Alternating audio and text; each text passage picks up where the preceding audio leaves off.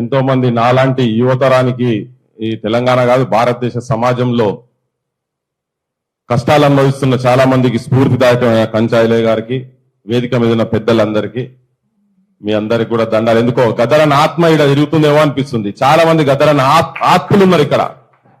JB రాజు గారు కావచ్చు, సత్తన్న కావచ్చు, భాస్కర్ కావచ్చు, అంటే అందరు చాలా మంది పాశవంకులు ఉండే ఇప్పటిదాకా. ఈ మీటింగ్ ముఖ్య ఉద్దేశం ఏంటి? జాతిపిత, తెలంగాణ జాతిపిత గద్దర్ అంటే ఎవరు అనే దాని విషయంలో చాలా ఈ మధ్య కాలంలో బాగా చర్చ జరుగుతా ఉన్నది కదా బయట. కొంతమంది ఫార్మర్ వైస్ ఛాన్సలర్ గారు పేరు చెప్తా ఉన్నారు. కొంతమంది ఇక నాతోనే తెలంగాణ వచ్చిందని పెద్ద మనిషి చెప్పుకుంటూ తిరుగుతున్నారు. ఆయన రాజకీయ క్షేత్రంలోనే ఆయన అనుకుంటున్నారు. అయితే చర్చ ఈ టైంలో జరగడం అనేది ఒక మంచి పరిణామం. నేను ఐలే గారు ఫోన్ చేయగానే చలో ఈ మీటింగ్ రావాలని చెప్పని అనుకునే, వేరేది ఉండే ఒకటి రెండు. కానీ నాకు మొట్టమొదలు నాకు తెలిసి నాకు అంటే 96 లో ఫస్ట్ గద్దరన్న వచ్చే కన్నా ముందు ఈ తెలంగాణ గురించి చాలా చర్చ జరుగుతా ఉన్న టైంలో, ఎర్లీ 90s, 91, 92, 93 ఆ టైంలో కావచ్చు, మా ఇంట్లో కూడా చర్చ జరుగుతుంది. మా నాన్న పొద్దున్న లేస్తే ఆయనకు తెలంగాణ, బీసీ, ఎస్సీ, ఎస్టీ సామాజిక వర్గాలు తప్ప ఆయనకు వేరే ఆలోచన ఉండకపోవు. ఈ అధికారం ఈ సెక్షన్స్ కి ఎట్లా రావాలో, తెలంగాణ ఎట్లా తెచ్చుకోవాలనేది. సో దాంట్లో మాట్లాడిన ప్రతిసారి తను ఏంటంటే ఒక్క గద్దర్ తెలంగాణ అంటే, ఒక గద్దర్ ఒక్కడు తెలంగాణ అంటే తెలంగాణ వస్తుందా అనుకుండే. గద్దర్ ఒక్కడు అన్నాడు రా, గద్దర్ ఒక్కడు వస్తే తెలంగాణ వస్తుంది అంతే. నేను మరి ఎట్లా గద్దర్ తెలంగాణ అనాలంటే గద్దర్ తుపాకుల సైడ్ ఉండే, మరి ఎట్లా ఈయన ఎట్లా వినిపించాలని చెప్పని ఇది చర్చ జరుగుతున్నా. ఇంకొక వ్యక్తి, ప్రధానమైన వ్యక్తి కూడా మాట్లాడేది, నేను భాషకు లేకపోతే తను చెప్తున్నా కావచ్చు. కానీ సరే, తెలంగాణకు మోసం జరిగింది, ద్రోహం జరిగింది. పార్లమెంట్ సభ్యులందరూ తీసుకుపోయి ఇందిరాగాంధీ పాదాల కాడ పెట్టిన పెద్ద మనిషి చెన్నారెడ్డి, ఆయన దగ్గర కూడా ఆయన కూడా ఏ కోశంలోనో ఉండే తెలంగాణ అయితే రావాలని ఆయన కూడా ఉండే, పక్కా ఉండే. ఆయన కూడా తన కూడా కొన్ని సందర్భాలలో మాట్లాడితే తెలంగాణ ఎట్లా అంటే అయిపోయింది, మా ఆసంతంతో ఇవ్వంతో రాదు, గద్దర్ ఒక్కంతో తెలంగాణ అనిపిరిపోయి తెలంగాణ వస్తుందని ఆయన కూడా అనుకుంటే. సో గద్దరన్నకు పెద్ద మనుషులు అంటే చాలా గౌరవం ఉంటుండే. ఆయన కంచాయిలంకులు అంటే కూడా బాగా విపరీతమైన అభిమానం, విపరీతమైన ప్రేమ ఉంటుండే. జేబీ రాజు గారు అన్న ఇట్లా మాట తీస్తే ఇటువంటి వాళ్ళ గురించి చెప్తా ఉండే. సో మా నాన్న కూడా గద్దరన్న దగ్గరికి పోయి మాట్లాడదాము, తనని కన్విన్స్ చేద్దాము అని అనుకున్న క్రమంలో తనకి ఎట్లా ఎవరో పోయి చెప్పారు, ఇట్లా ముచ్చరనారాయణ గారు వస్తారట నీ దగ్గరికి. ఇట్లా మరి అయ్యో సంజీవరెడ్డి ముచ్చర్ల సత్యనారాయణ అంటే నేను ఉరికేది, ఆయన సభలు పెడితే ఆయన పాట పాడుతుంటే సంజీవరెడ్డి వాంటెడ్, ముచ్చర్ల వాంటెడ్ అనుకుంటా మేము నినాదాలు ఇచ్చినోని, నేను బరాబర్ నేనే వస్తాను, తననే వచ్చి ఇంటికాడ కూర్చొని మాట్లాడితే ఇవన్నీ చాలా విషయాలు చర్చ చేసిండ్రు.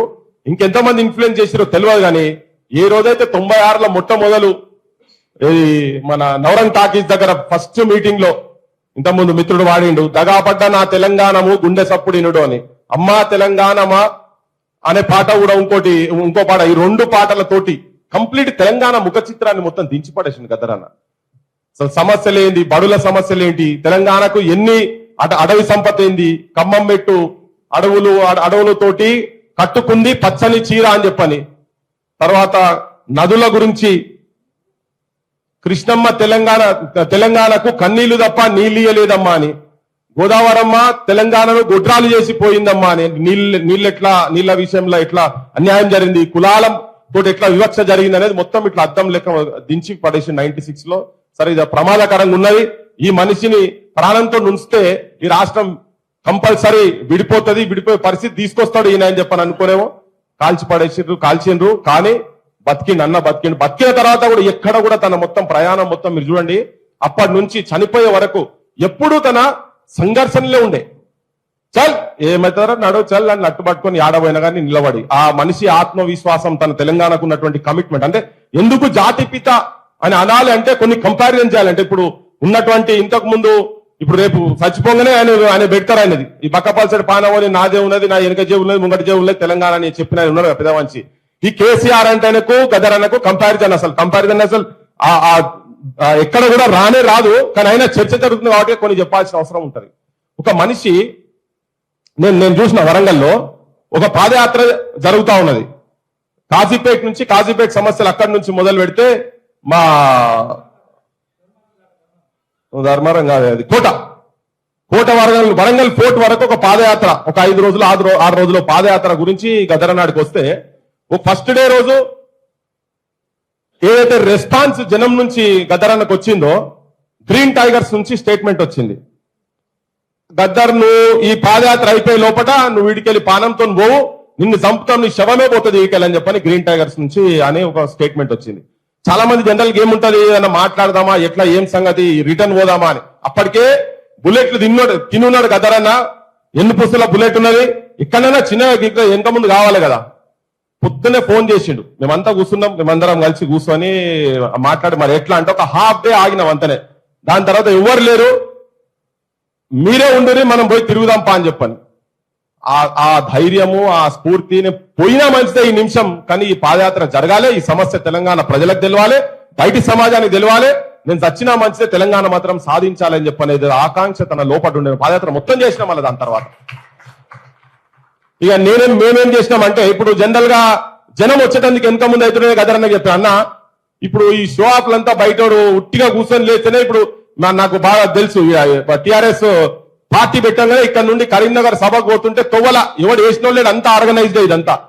తొవ్వల ఏంటంటే మంగళారతులు పట్టుడు, పూలదండలేసుడు, కేసీఆర్ కు బోకేలు ఇచ్చుడు, కాళ్ళు గడుగుడు, ఇవన్నీ తమాషా, ఇవన్నీ ఆర్గనైజ్ చేసినవన్నీ మాకు ఎరికే, చూసినాం మేము. అందులో ఉన్నా, నేను అప్పటికాలంలో ఉన్నా కాబట్టి. అంటే ఒక నాయకత్వాన్ని ఎట్లా ఎస్టాబ్లిష్ చేయాలనే దాని విషయంలో వాళ్ళు చేస్తున్న క్రమంలో నేను కూడా గద్దరన్న చెప్పిన, అన్న ఇది ప్రజల్లో లేయాలి, కొంచెం భయపడుతున్నారు జనాలు, వాడలకుండా పోతే ఏమో ఎవడొచ్చి ఏడ బాంబు వేస్తాడో ఏం సంగతో, ఏ పోలీసు వాడు వచ్చి అక్కడికి వెళ్ళి ఏం చేస్తాడో ఏమో, మనం కూడా ఏదైనా గిట్టండి చేద్దాం, వద్దండి ఏదన్నా చేద్దాం అది అని అంటే జస్ట్ చిన్న ఒక మా దగ్గర నైమ్ నగర్ అని ఉంటుంది హన్మకొండల, ఆ నైమ్ నగర్ కాడికి ఉండే, ఆడికి రాగానే ఆడ మనోళ్ళందరూ ఉంటే నేను దండలు గిండలు పెట్టి మంగళారతులు స్టార్ట్ చేయగానే ఈ దండలేస్తుంటే జనాలు వచ్చి, మేము జస్ట్ ఇట్లా స్టార్ట్ చేసినాం, ఇది తర్వాత ఆర్గనైజ్ చేసింది ఏం లేదు, జనమే వచ్చేసి స్టార్ట్ చేశారు ఇక మంగళారతికి వీళ్ళు పెట్టి. ఇది ఎక్కడ అంటే జనం మొత్తం కదులుతుంటే అప్పుడు భయపడ్డారు, అందరు కూడా భయపడ్డారు. అరే గీతీరుగా జనం నుంచి గింత స్పందన ఎట్లా గద్దరన్న అంటే అందరికీ ఉన్నది, ప్రేమ ఉన్నది, ప్రేమతో జనం బయటికి వచ్చి తర్వాత పాదయాత్రలో మొత్తం పార్టిసిపేట్ చేశారు. లట్లు పట్టుకొని మొత్తం చుట్టుంటే ఆ మొత్తం కంప్లీట్ చేసిన అయ్యేవారు కంప్లీట్ చేసిండు. ఇట్లా ఆల్మోస్ట్ చాలా ఆయన తిరిగిన ఓపెన్ కాస్ట్లకు కావచ్చు, ఎక్కడ ఏ సమస్య మీద తిరిగినా, ఈవెన్ అడవిల చెంచుపెంటల సైడ్ పోయినా కావచ్చు, ఇక తిరిగి రావు నువ్వు అన్నా గానీ, ఎక్కడ తెలంగాణలో ఏ మారుమూల ప్రాంతాలలో ఎక్కడ ప్రజాస్వామిక హక్కుల గురించి గాని తెలంగాణ గురించి గాని ఎక్కడ ఏ సమస్య ఉన్నా గానీ మొట్టమొదటి గుర్తుకొచ్చేది గద్దరన్న పేరుంటుండే తెలంగాణలో. ఎక్కడ ఏ పంచాయతీ ఏమైనా గానీ అన్ని ఆడున్నాడని ఫోన్ తీయాలి, గద్దరన్న ఆడున్నాడు అని చెప్పి ఫోన్ చేయాలి. సీఎల్ అన్న కూడా మొత్తం వెనక ఆడిపోయినా కానీ తననైతే మొత్తం పొద్దున రాత్రి పగలు మొత్తం వెంబడే ఉండేది. ఇలా చాలా మందికి డిఫరెంట్ అనుభవాలు ఉన్నాయి. కేసీఆర్ కూడా ఆయన ఎప్పుడు రాజకీయంగా యాక్చువల్గా ఏంటంటే అందరు ఉద్యమం చేస్తే దాన్ని ఓట్ల రూపంగా మలుచుకొని ఎమ్మెల్యేలు అయ్యి మంత్రులయ్యి ఏ పదవద్దు ఏ అలంకారం వద్దు, తెలంగాణకు కావాలి కుక్కలెక్కుంటా, తెలంగాణ వచ్చే వరకు నేను ఏ అధికార పక్షంలో కానీ దేంట్లో కానీ ఒక్క పదవి కూడా వద్దన్నోడు. సమైక్య రాష్ట్రంలో 6 మంత్రులు అయిన తర్వాత కూడా కేంద్రంలో 2 మంత్రులు అయినరు. జయశంకర్ సాబ్ కూడా ఢిల్లీలో ఒక పదవి అనుభవించిండు. ఆ టైంలో కూడా మళ్ళా తెలంగాణ ప్రజలంతా నిరాశ నిస్పృహలు ఉంటే మేము క్యాంపస్ లో 9 పదవులకు తెలంగాణ తాకట్టు అని పెడితే మమ్మల్ని భుజం తట్టి నేనున్నా పాండ్రి, మీరు పాండ్రి, నేనున్నా, మీరు నడువురి, నేనున్నా అన్నాడు. కానీ ఎక్కడ కూడా అరే వాడు వేయండు వీడు వేయండు ఎందుకు రాబోయి ఇట్లా ఒక్కసారి కూడా ఎప్పుడు కూడా అధైర్యపరిచే మాట తన దగ్గర నుంచి వినలేదు. కేసీఆర్ కూడా అంతకుముందు 2,20,000 మెజారిటీతో గెలిస్తే తర్వాత ఓడిపోయే పరిస్థితి ఉంటే తర్వాత మళ్ళా రిజైన్ చేసి వచ్చింది కదా ఇక్కడికి, ఓడిపోయే పరిస్థితి ఉంటే తెలంగాణ ఈయన ఓడిపోతే తెలంగాణ ఓడిపోయేది అంటారా అని చెప్పి మళ్ళా గజగట్టిపోయి కరీంనగర్ తిరిగిండు. మళ్ళా కేసీఆర్ ని గెలిపించి తెలంగాణని బతికించిండు. అప్పుడు తక్కువ వచ్చింది, మెజారిటీ తక్కువ, కానీ బరాబర్ ఓడిపోయే సీట్, అది 100% ఓడిపోయే సీట్. అంటే ఎక్కడెక్కడ ఈ రాజకీయ వ్యవస్థకు కూడా రాజకీయ నాయకులకు కూడా ఎక్కడ ఏమున్నా ఏ సిచ్యువేషన్ నిన్న రాత్రి మా శంకరన్న కూడా చెప్తుండే, ఆ క్యాసెట్ జైబోలో తెలంగాణ క్యాసెట్ ఆవిష్కరణ దానికి కూడా ఎక్కడ భేషజాలకు పోకుండా తన చేతుల మీదకి వెళ్ళి కేసీఆర్ కు ఎట్లా ఇచ్చిన సందర్భం అంతా చెప్తా ఉంటే, అంటే వీళ్ళు ఈ రాజకీయ వ్యవస్థలో ఉన్నటువంటి వాళ్ళు ముఖ్యంగా కేసీఆర్, ఇప్పుడు ఆయన పేరే వినబడుతుంది బయట, జాతిపిత అని చెప్పని ఆయన పేరు ఎక్కువ వినబడుతుంది. జయశంకర్ అయితే పక్కకు పడేసి అయిపోయిందిలే.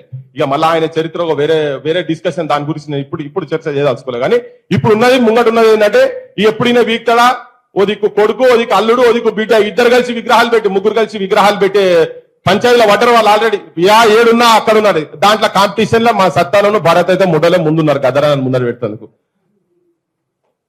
ఇట్స్ మామూలు పని కాదు, విగ్రహాలు పెట్టు అంటే అసలు అంత ఈజీ పని కాదు. మేము అయినా గారు మాకు చెప్తే నేను కలెక్టర్ కు కమిషనర్ కు వరంగల్లో పోతే ఇప్పుడు చాలా మందికి బయట ఏముంటదంటే కంచైలే సార్ చెప్తే కాంగ్రెస్ లేదంటది అవుతుందని ఉట్టి సార్ చెప్తే అయిపోతుందని ఈయన ఇంత ప్రపంచం మీద ఉండి ఇక్కడ వాళ్ళకి విలువ తెలియదు ఈయన మన దగ్గర కూర్చున్నా మనకు అర్థమవుతుందో తెలియదు కానీ తన మీద ఈగ వాళ్తే బ్రిటిష్ పార్లమెంటు లేకపోతే అమెరికా పార్లమెంట్ వాడు ఆ తీర్మానాలు చేసి పంపుతాడు ఇక మన మధ్యలో కూర్చున్నాడు అంటే మహానుభావులు కూర్చున్నాడు చెప్పడానికి చెప్తున్నాను నేను తన చెప్తే కూడా వరంగల్లో కాళోజీ నారాయణరావు సంబంధించినటువంటి కళాక్షేత్రం ఉన్నదో దాన్ని గదరన్న పేరు పెట్టాలి అసలు కాళోజీకి తెలంగాణకు సంబంధం ఏంటిది తెలంగాణ అంతకుముందు అన్నోడు కూడా కాదు తెలంగాణకు ఆయన ఏం త్యాగం చేసిండు కళలతోని కాళోజీకి ఏం సంబంధము ఇవన్నీ అని మాట్లాడిపోతే తన చెప్పినా గానీ మేమందరం పెట్టినా గానీ పర్మిషన్ మాత్రం అక్కడ రాలే ఇప్పటికీ కూడా ఇది కూడా పంచాయత్ చేస్తేనే ఆమరణ దీక్ష పెట్టి తెలంగాణ ప్రజలందరినీ ఒక దగ్గర తీసుకొచ్చే ప్రయత్నం చేస్తే అది ఫీల్డ్ మీద దిగి దంగల చల్ గదరన్న కూడా కట్టాడు పారా ఎవడొస్తారో చూద్దాం పని కట్టే పట్టుకుని ఎట్లా పోయిండో ఒక అట్లనే భరత్ వచ్చి ఆడ ఊసిన పక్క అయింది లేకపోతే కాకపోదు అంత ఈజీ కాదు అది వీళ్ళు పక్కకుండి మళ్ళా మాట్లాడి గవర్నమెంట్ ఒత్తిడి చేస్తే ఇప్పటికీ కూడా అంత ఈజీగా గదరన్న పేరు మీద గదరన్న నేను అనుకుంటున్నా ఇప్పుడున్న పాలకులు ఎవరు కూడా జాతిపిత అని తనకు ఆ గౌరవం అది ఇవ్వాల్సిన బాధ్యత ఈ ప్రాంత రాజకీయ వ్యవస్థ కావచ్చు ఈ ప్రాంత ప్రజలుగా మనము ఒక ఐకాన్ ఎవరన్నా ఉన్నారు the one and only one icon in Telangana అని చెప్పదలుచుకుంటే మాత్రం దట్ ఈస్ ఓన్లీ గద్దర్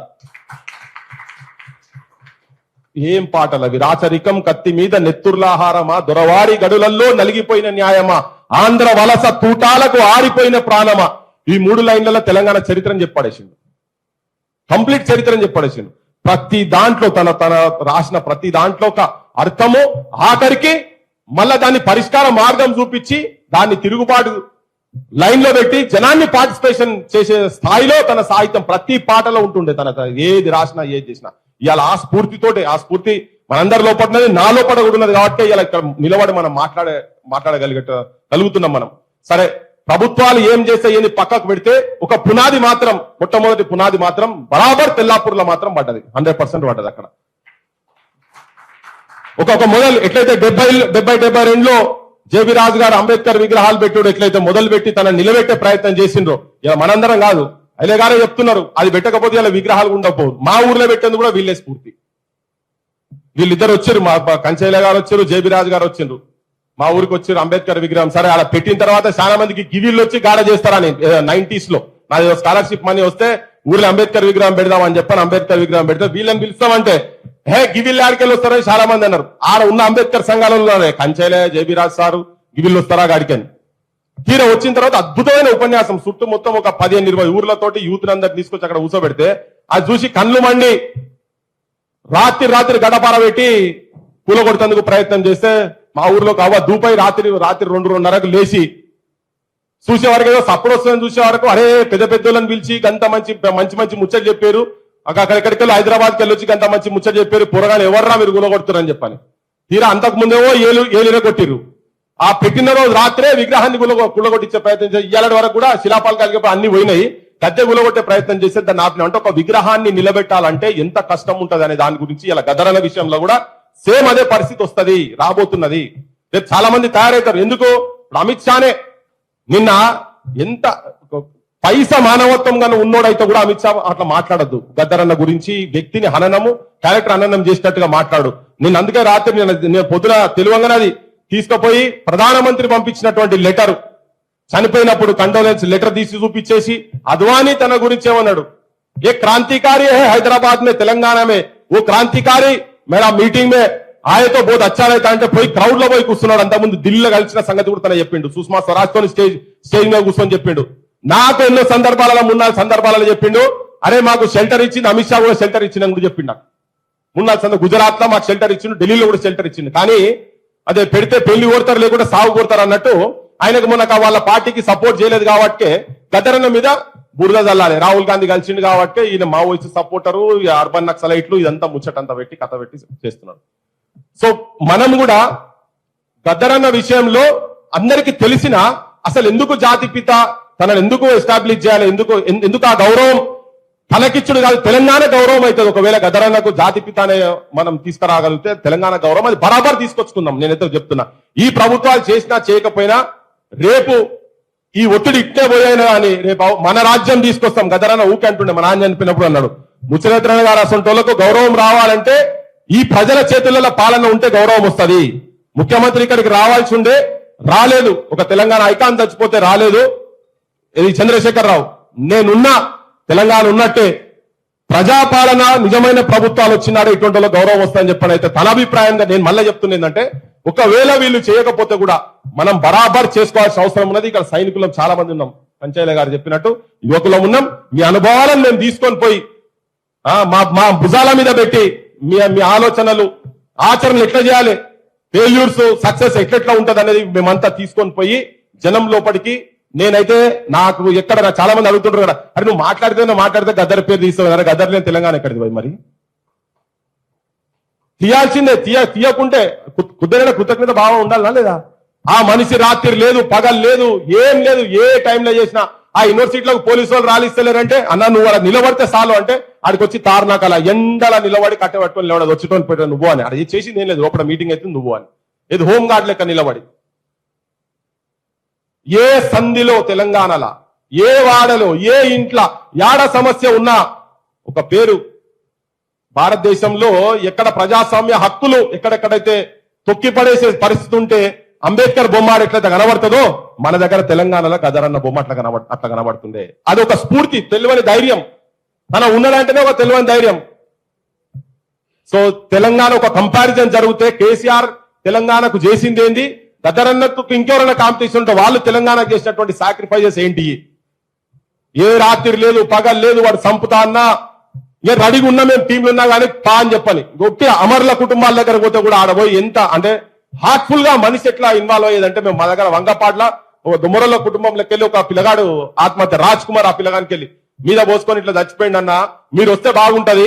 చాలా మంది ఏంటంటే దొమ్మరల పోరాడు కదా అని చెప్పని చాలా మంది ఆడికి పోయటానికి వెనక ముందు అవుతున్నారు. మనం పోదామన్నా అంటే ఒక్క మాట వెనక ముందు కాలే వచ్చేసిండు.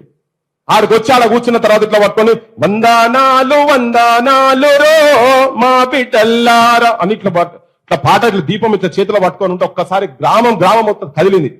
అది ఏం వాడా పిల్లగాడు ఏంది ఏం సంగతి అని పక్కకు పడేసిరు. గదరన్ని వచ్చిండో సర్టిఫికేట్ ఇచ్చేసిండు. త్యాగం అంటే ఏంటిది, దొమ్మరిళ్లలో పుట్టినా కానీ త్యాగం అంటే ఏంటిదని చూపిస్తుంది. అందుకని ఎక్కడ కూడా బేసేదా లేకుండా ఏం లేకుండా హై కమిట్మెంట్ తోటి ఆయన వచ్చి అట్లా నిలబడి ధైర్యం చాలా మంది లోపట ఈ కులం అని ఆ కులం అని కాకుండా అందరికీ కూడా ధైర్యం చెప్పేటువంటి పరిస్థితి ఇది. అది తెలంగాణకు ఒక ఐకాన్ జాతి పిత గద్దరన్న మనం అంతా కలిసి చేసేందుకు నేను సిద్ధంగా ఉన్నా అని చెప్పని అందరికీ విజ్ఞప్తి చేస్తూ ఈ అంశం కూడా ఒక రైట్ హ్యాండ్స్ లో ఉంది. సరే కుటుంబాలు ఇవన్నీ పక్కకు పెడితే నేను నిన్న మొన్న చాలా విషయాలు మాట్లాడిన గదర్ అవార్డ్స్ గురించి కూడా మాట్లాడిన ఎట్లా గవర్నమెంట్ ఒక గద్దర్ని చూపించి మొత్తం తెలంగాణలో ఉన్నటువంటి అందరినీ అగౌరవం ఎట్లా పరుస్తుంది అనేది నేను చాలా వాటిలో చెప్పిన. I stand by my statement. ఉట్టి గదరన్నకు కొంతమందికి ఏదో పారితోషకాలు ఇచ్చి వాళ్ళందరినీ మూతులు మూపించేటట్టుగా ఏదో ప్రయత్నం చేస్తారు. అందులో కూడా కొంతమంది ఏం ఊకుంటలేరు, వాళ్ళు కూడా మాట్లాడాల్సిన అవసరం కూడా ఉన్నది. మొత్తం కళాకారులను తెలంగాణ గురించి పనిచేసినటువంటి అందరికీ గౌరవం ఇచ్చినాడే గదరన్నకు గౌరవం ఇచ్చినట్టయితది.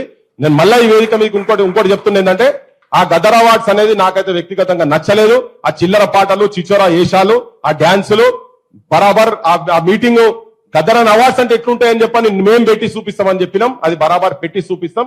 ఎప్పటివరకు దానికనైతే ఈ జాతిపిత గదరన్నకు ఆ గౌరవం రాదో తెలంగాణకు ఆ గౌరవం తెచ్చుకోమో అప్పటిదాకా మనకు స్ట్రగుల్ ఉంటదని చెప్పి మీ అందరికీ విజ్ఞప్తి చేసి ముగిస్తున్నాం. Thank you so much.